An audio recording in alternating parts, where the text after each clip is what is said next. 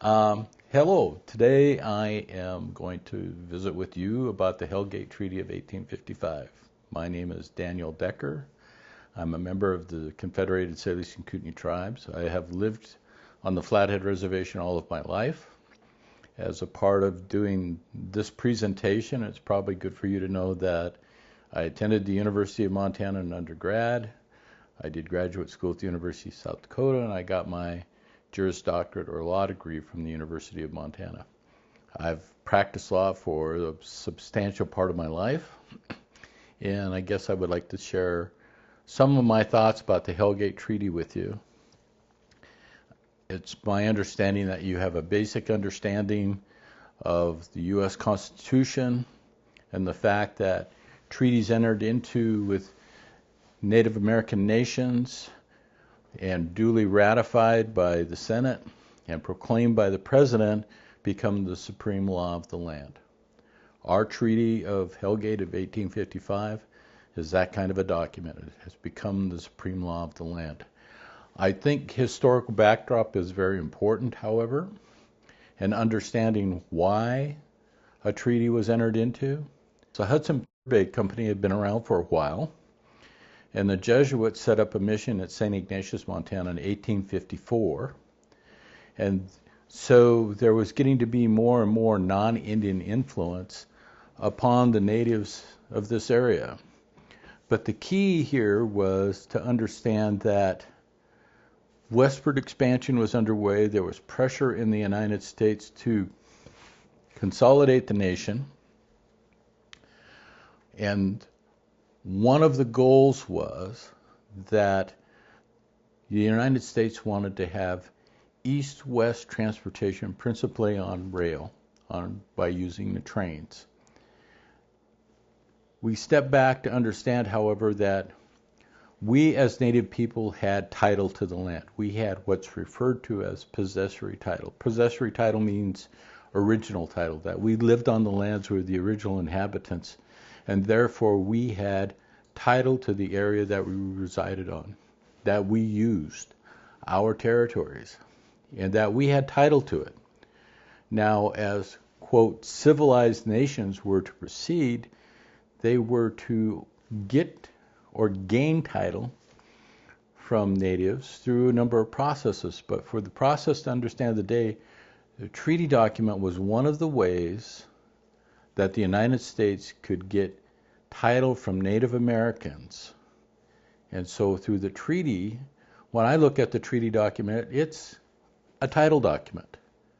It's a document that says what we owned at one time and what we own today. It's a title document. It was an instrument to pass title to land. And the United States wanted this to happen. Isaac Stevens, the chief negotiator of the treaty, was the governor of the Washington Territory, which at the time included parts of present-day Montana. And it was his political goal to get these treaties done so that the railroads could come through. So when we think about it in that context, there was this political movement and a need to treaty with the tribes. Generally speaking, tribes at the time also thought about it more in the sense that we were doing a treaty with the United States because we were at peace with them. It was a treaty to protect the peace that we were in. It was a treaty to also force other Native American tribes to be at peace. And so to get rid of some of the intertribal warfare that was taking place over territories that were used mutually by other tribes. So in July of 1855, to back up now, to Council Grove, just west of Missoula, Montana, a treaty convention or a treaty council was held. And the preamble of the treaty, the very beginning of it says that the United States and the Flathead, Kootenai, and Upper Pend Oreille, comprising the Flathead Nation, were entering into this treaty with the United States. One of the points here, just quickly before I move on to the other articles, is that this treaty was a nation-to-nation document. And the treaty in the preamble says that. It says the United States and the nation, the Flathead Nation. I'll quickly describe the articles and then probably come back to them. Article 1, when I get to the title document, is basically that. And what happens there is that the tribes gave title to the United States, not the other way around. Everybody likes to think that the federal government has given us a reservation. That is not the case.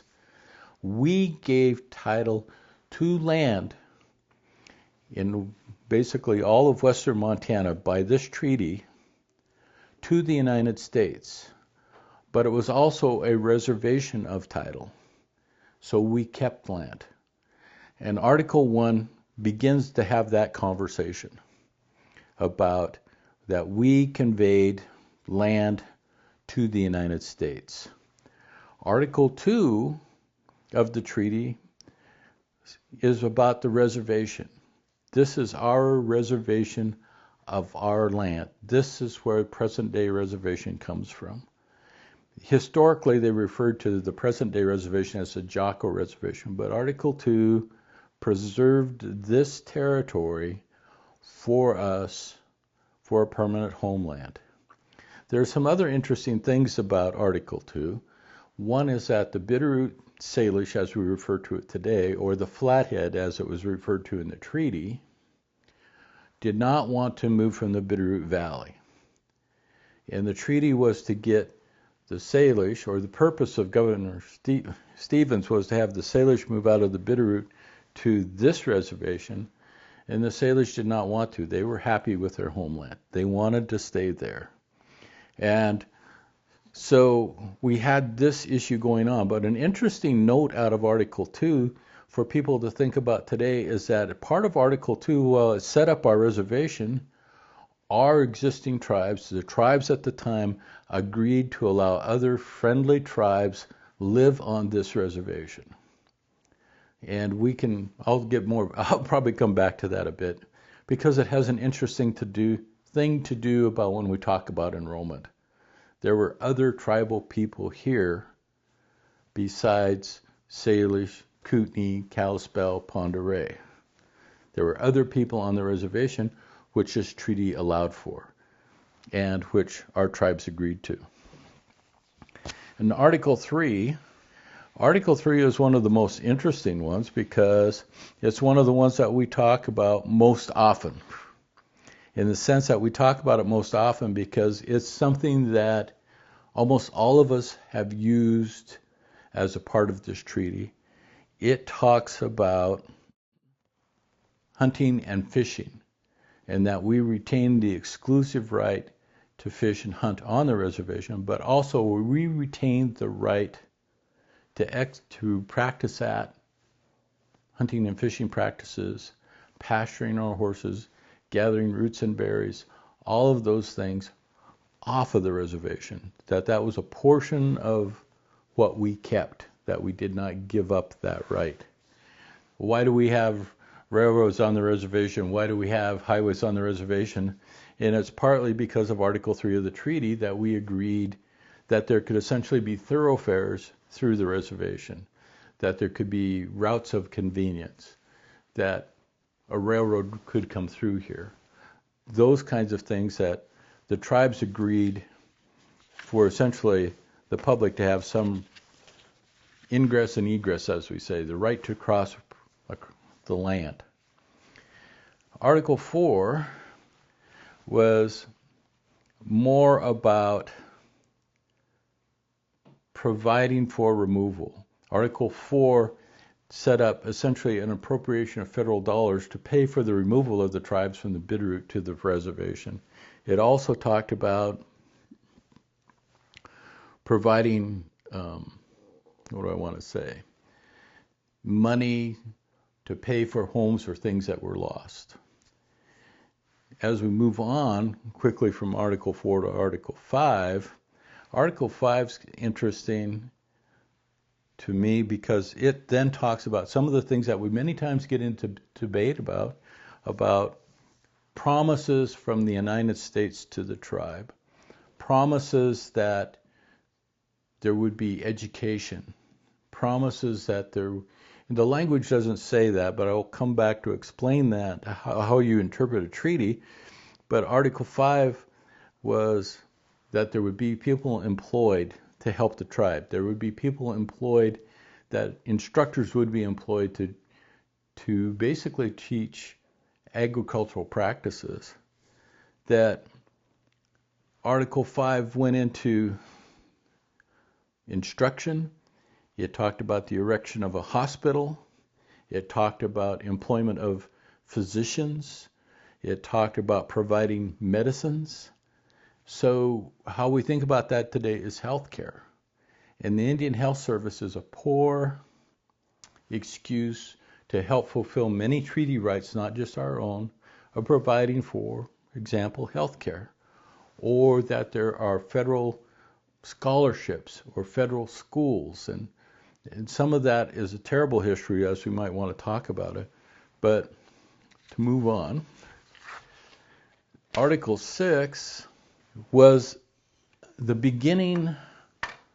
It was an early era, and it pointed out that the government wasn't necessarily looking at the homeland the same way as the tribes, because Article 6 provided that individual Indians could be given lots of the reservation, that lots could be surveyed and carved out of the reservation to be provided for Indians. There's a later thing in history called the Dawes Act, or the General Land Allotment Act, where it was thought that they would civilize us by turning us into farmers and ranchers. And to do that, then they would give us a chunk of what was the reservation that was owned by everybody. Everybody kind of understands today, when you look at the Mission Mountains, that we tribal members all own those mountains. But I can't say that I own a certain rock of that mountains, nor can you say that you own a certain rock of those mountains. But you can say, as a member of the tribe, we own those mountains. Those are our mountains. That is our Flathead Lake. That is our Flathead River. But it belongs to all of us, not any of us individually. Article 7, not hardly ever discussed, because what it did was, it was an article there that I think there must have been some bad Indian agents at the time, or there were some unscrupulous, maybe other Indian people other than our own, because it said none of the money coming forward through the treaty could be used to pay individual debts. That's it. That's Article 7. So it was, and since this is federal law and the supreme law of the land, supposedly nobody could make off with the money that was intended for the tribes. Article 8 was a recognition of court cases already rendered in this country, because part of it is that by the tribes signing off on this treaty, the tribes were recognizing their dependence upon the United States. That while we were a separate nation, we were still dependent upon the United States. That we were an independent sovereign dependent upon the federal government, if that makes any sense, because I'm using independent and dependent at the same time. But we had the rights as our government at that stage of the game to be a sovereign over our territory. Article 9, another one. The Great White Father decided that there shouldn't be alcohol on the reservation, so there's a treaty provision prohibiting alcohol from being on the reservation. And it's stereotypical even of the time, because no firewater for those Indians. That does not go well, so alcohol was prohibited. Article 10 was basically put in place to protect us natives from the Hudson Bay Fur Company. That the exclusive use of the land was for a tribal homeland, and that other parties could not make claims against the title on this reservation, that was prohibited by this. Article 11 goes into a much discussed article over time, because in order to get the Bitterroot Salish to sign off, Governor Stevens figured out a mechanism to do that in negotiating the treaty, and that was to say, we will survey what the treaty refers to as an area below the Lolo Fork. And that would be what the Salish considered to be a reservation in the Bitterroot Valley. And the promise was that that would be surveyed. But the language is interesting because it says, however, if the president finds it's in the best interest of the tribes to be moved based upon the survey, the president could do that.